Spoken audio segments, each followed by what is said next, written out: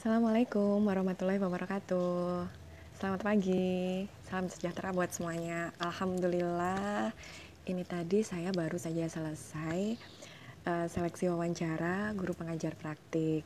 Nah, alhamdulillah banget ini tadi suasananya juga mendukung, gerimis rintik-rintik di depan saya. Jadi adem suasananya, saya ini di teras rumah. Jadi seger gitu ya. Jadi deg-degannya itu udah ke balance dengan ademnya suasana gitu. Alhamdulillah sekali. Nah, di video ini saya ingin berbagi pengalaman ketika saya seleksi wawancara ini tadi. Tuh, jadi buat teman-teman yang mungkin akan seleksi wawancara, mungkin bisa kita belajar bareng di sini ya, gitu. Nah, pertama, waktu kita seleksi wawancara, kita harus hadir 15 menit sebelum seleksi wawancara.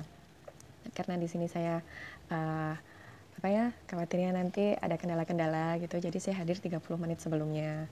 Ini sebenarnya saya tuh seleksi wawancaranya kemarin sore, tapi ada kendala kemarin, itu ada gempa di tempat asesor. Jadi itu benar-benar kita waktu itu masih live, masih wawancara, masih baru perkenalan, kemudian tiba-tiba ada gempa gitu, sangat terlihat sekali kemarin itu 5,5 kalau nggak salah ya, 5,5 skala Richter. Nah itu kelihatan sekali gempanya ngayun gitu rumah kemarin tuh ya, rumah asesor itu.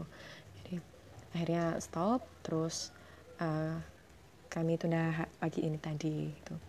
Nah, alhamdulillah pagi ini tadi sudah selesai, tidak ada kendala, semuanya lancar. Nah, buat teman-teman yang mau seleksi wawancara, ini jangan lupa disiapkan KTP-nya di dekat kalian, di dekat teman-teman, kemudian buku kecil mungkin nanti untuk catatan, pensil atau bolpen untuk mencatat. Nah, kenapa? Nanti itu ada kita kan ada tanya jawab gitu ya. Nah, mungkin kita ada masukan, ada kritikan, kita bisa tulis di sini. Jadi, walaupun mungkin kita di tahapnya seleksi, wawancara gitu, kita sudah mendapatkan tambahan-tambahan masukan, ilmu-ilmu baru dari asesornya. Itu kan eman ya, jadi harus kita tulis di sini gitu. Nah, itu tadi. Selain KTP, kemudian ada alat tulis, kemudian sama buku untuk menulisnya.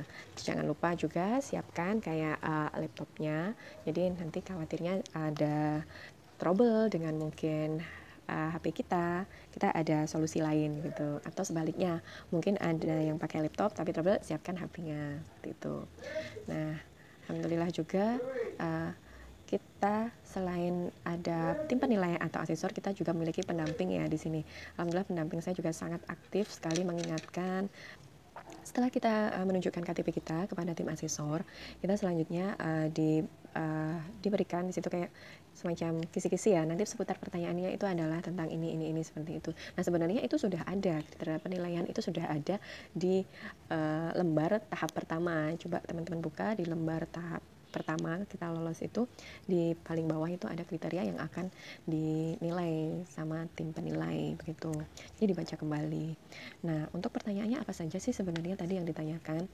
Nah, kalau saya rangkum ya teman-teman, itu sebenarnya pertanyaannya itu lebih ke isi kita sih ya. Jadi kita kan waktu itu tahap pertama kan diminta untuk menulis isi gitu.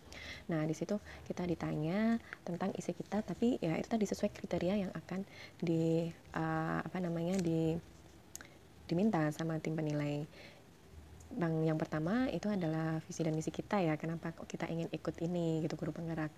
Saya juga menjawabnya ya karena selain saya seorang guru, saya juga seorang wali murid. Saya pasti menginginkan jika putra putri saya mendapatkan guru yang tepat, guru yang baik, guru yang aktif, kreatif gitu. Jadi guru yang bisa menginspirasi gitu. Jadi saya pengen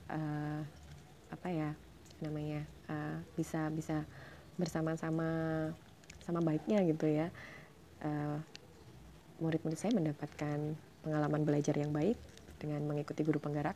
Ini saya pasti akan menambah wawasan tentang kurikulum baru, tentang cara mengajar yang baik, tentang cara memberikan materi yang baik gitu. Ini pun juga mendapat kritikan tadi. Jadi asesornya bilang saya kan lebih cenderung pakai media-media gitu ya. Kadang saya membuat poster, kadang saya membuat kartu kuartet gitu ketika saya mengajar gitu. Nah, ini sama tim asesor sebenarnya di sini bukan hanya pintar IT yang dibutuhkan gitu. Saya sebenarnya juga nggak merasa pintar IT, saya standar bisa bikin gitu aja gitu, kayak yang pintar IT juga sih. Tapi di sini yang dibutuhkan adalah, nah jangan lupa teman-teman subscribe channel saya ya, klik subscribe, bunyikan loncengnya, dan klik like. Fasilitasi anak-anak untuk meningkatkan kompetensinya lebih lagi gitu.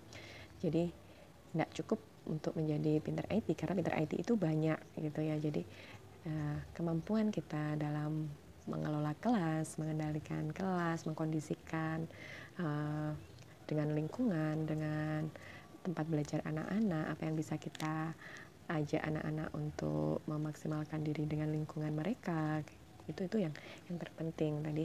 Itu saya catat sih dari asesornya gitu. Kemudian ditanyakan juga tentang waktu itu pengalaman saya. Memang saya menceritakan di IC, saya pernah menjadi guru pendamping waktu itu 2014. Nah itu ditanyakan kembali bagaimana waktu itu pengalamannya menjadi guru pendamping. Ya saya ceritakan kita ke pelosok-pelosok, memang ke sekolah-sekolah yang temuannya apa saja seperti itu. Nah temuannya waktu itu, karena saya pengajar seni budaya, saya banyak sekali menemukan bukan guru seni budaya yang mengajar seni budaya ya, jadi banyak guru yang kekurangan jam kemudian mengajar seni budaya, padahal di situ penting sekali juga sebenarnya gitu, guru seni budaya diajar oleh benar-benar guru seni budaya, karena selain hanya membuat karya, tidak hanya membuat karya, tapi kita harus menjelaskan konsep dalam kita membuat karya. Menurut saya seperti itu. Konsep memilih warna, konsep menata komposisi, bentuk, kayak gitu, itu penting sekali menurut saya. Jadi tidak bisa ketika anak-anak, banyak temuan saya waktu itu ketika mengajar ya silakan anak-anak menggambar apa-apa, tapi tidak tahu konsepnya, cara memilih warna, lingkaran warna, itu masih itu. Jadi masih sangat banyak sekali di pelosok waktu itu, waktu saya menjadi guru pendamping, itu temuan-temuannya, dan harus membimbing lebih. Nah ditanya kemudian gimana cara membimbing gitu.